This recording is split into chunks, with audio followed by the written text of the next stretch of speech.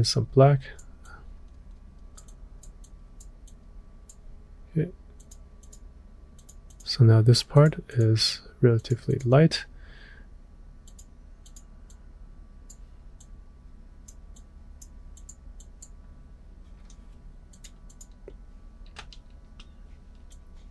And also just a bit on the outside. And a little bit here. And most importantly, now let's use a smaller brush to add the light on the profile. So let's go here and brush in the profile on the back. We can even do some to the jacket and a little to the skirt as well.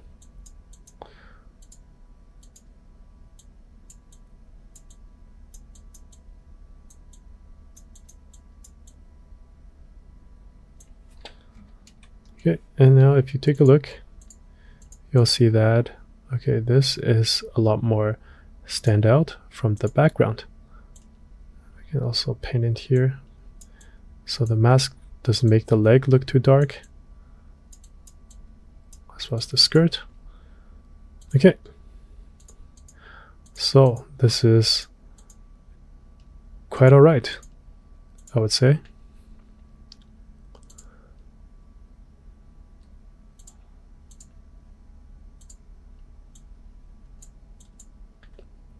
Now we can go back to the PNG and maybe just paint a little bit more in, such as this.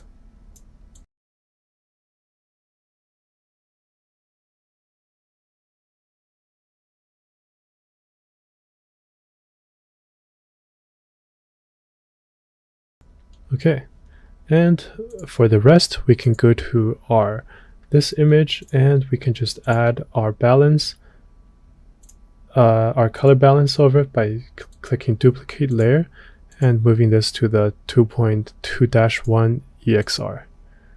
So now we have almost the same kind of color as this.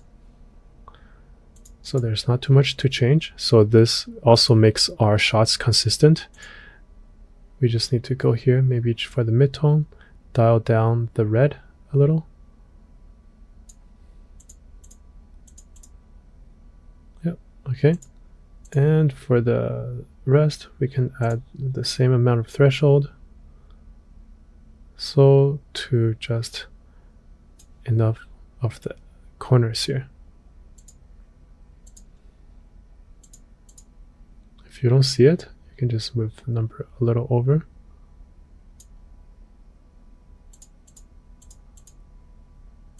And just move this down a little so you get that little bit of a shadow. Okay, so this one and this one are pretty much done.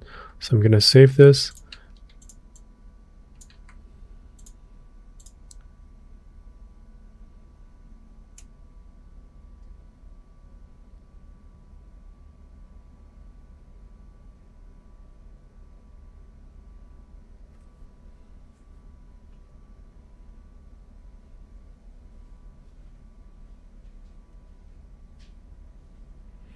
So yeah, and as well as before, we can also save this as a JPEG.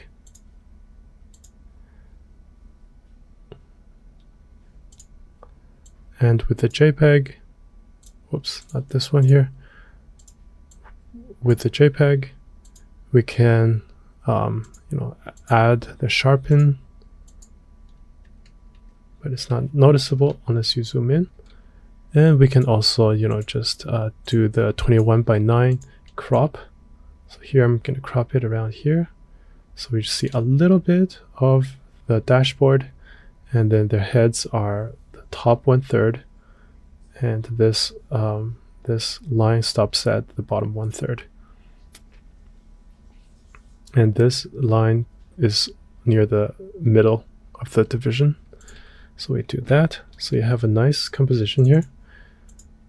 And same thing, canvas to 80, painting the background, and just crop it back to 16 by 9. So then we have like a really filmic looking piece.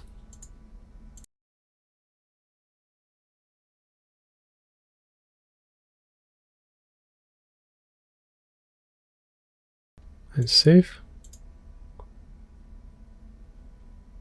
Okay, so that's for the second shot.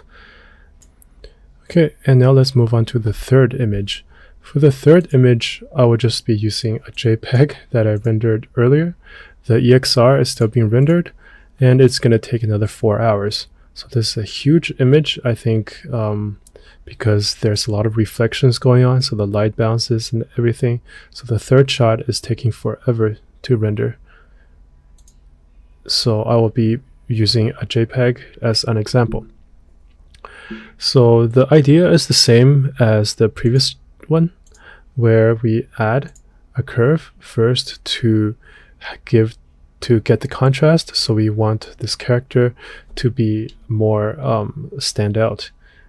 And then I lessened the ones around her eyes and her shoulders, so these would pop out a little more. And for the face, just so that there's less of a contrast, so it looks a little better. And now for the hue saturation, I desaturated it a bit so that then it looks overall like our render view. Because whenever you play with curves directly, it will give you a really saturated look. So then we want to desaturate it a bit. And then now added a highlight. So I'm lighting up the scene. So on the inside, everything is really well lit. Here, and on the outside, I made her a little dim so that she looks like she is standing on the outside of the machine, while everything in here is really, really bright. And when you're brightening things, just make sure that the lights can be overexposed, because they are just the light sources, so they can be really, really shiny. But for the objects in here, you can have the edge a bit overexposed, but mostly everything else, they should be clear, pretty much. So with that being said, we move on to the next shot. It's just a little bit of a shadow, so that the outside in here, it gets a little darker. And lastly, I just copied the color balance over from here, so you get the color balance. And because it's a JPEG, you have a lot of noise in here, which is fine. It makes this look a lot like a film camera shot. So now I'm gonna save this.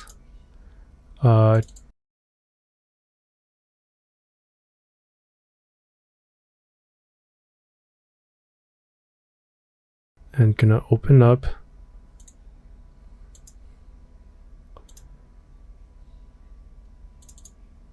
the render. Okay, so now this is our JPEG, and if I'm to crop this, I would crop it like so. I would probably have her, like do this, and then maybe have a bit of her hand in here, and then we'll cut the ear off a little, so it's like this. Yeah, I think this looks better. Okay, and with this done, we can add in the rest, and then make the canvas back to, like, say 40, and I'll quickly make it into a film look and save that.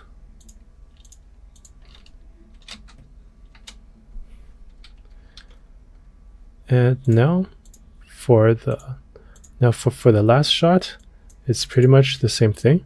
This shot by itself is already pretty good enough. You have the nice contrast between the characters. So when you have the EXR file, you can use it to just get a little more details, maybe on the skirt and a little on maybe these guys, the bunnies and her fur or the hair. But other than that, I think it's good because we get a nice soft render from the JPEG as well as the PNG. So it's really good for the character skin as well as the glass. You don't have that much heavy of fingerprint, which can look like dirt on the character. And with that said, just simply added a light. And then with this light, maybe we can just make the outer character just a hint darker. So just a hint darker so that the inside is really, really bright and she's being shined upon. And next, added a curve, so made the surroundings darker so that our characters would pop out. And lastly, just added a color balance so we get rid of a bit of the magenta and then have the street light kind of green and cyan onto this image. Okay, so now I'm gonna save this again, and then we're gonna crop it to 21:9.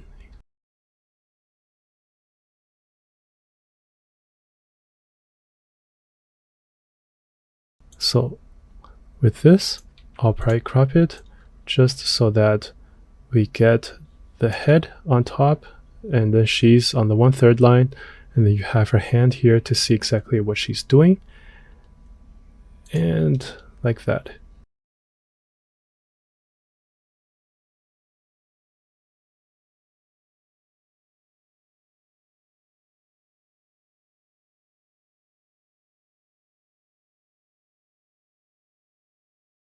And then this, you get that really filmic kind of look.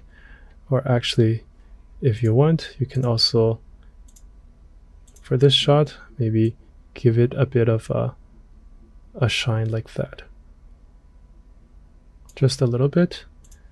And now when you add in, the black,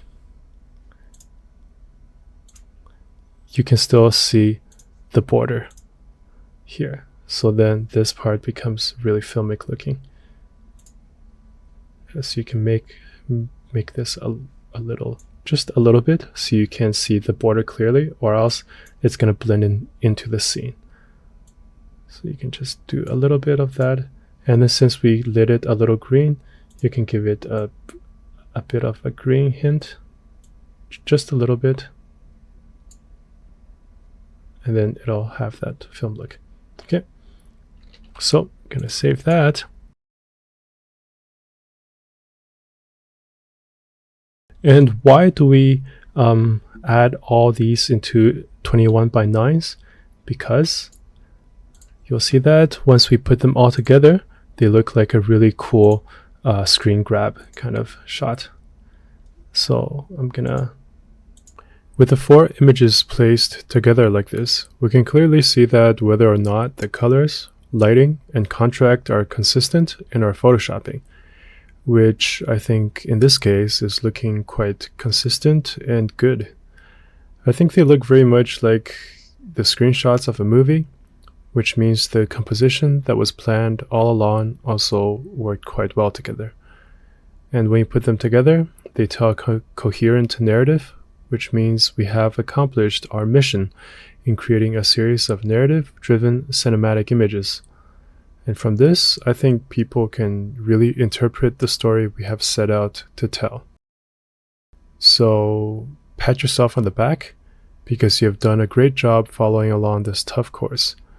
This is the unofficial end for the class, because we are now done with the image creating part of this course. Now you can take a break, and I will see you in the next chapter. Bye-bye for now.